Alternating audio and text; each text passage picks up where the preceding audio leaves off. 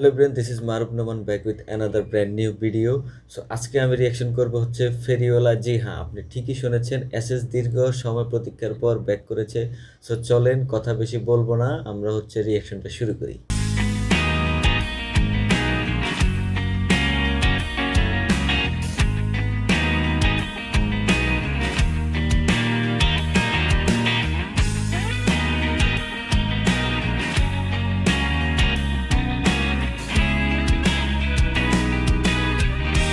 Band সঙ্গীতের একটাই মজা, মানে শুরু করে হচ্ছে গিটার দিয়ে। গেছে শেষ লাইনে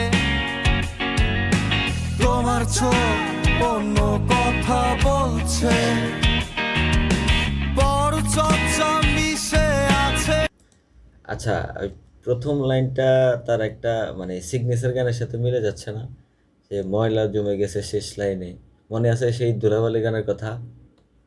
ঠোঁটে পাথর, মন পাথরের মতো, ফেরিওয়ালার মতো কে কুড়ে নিয়ে যাচ্ছে, ফেরিওয়ালার মতো কে কুড়ে নিয়ে যাচ্ছে আমারে। কি করে বলো হারালে তুমি তাসের ঘরে, এখনো আমি বসে ভাবি আসবে বলে রারা।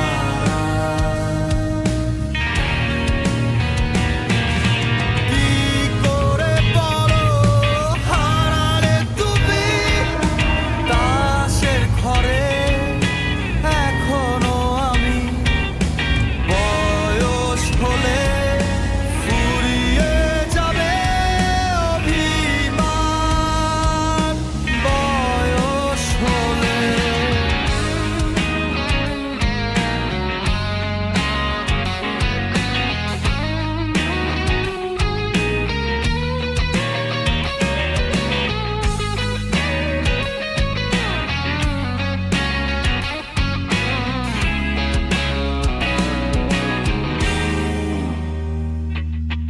মানুষের চোখে ঘৃণারাকুতি একটু একটু করে লাল হয়ে যায়, মানুষের চোখে ঘৃণারাকুতি একটু একটু করে লাল হয়ে যায়।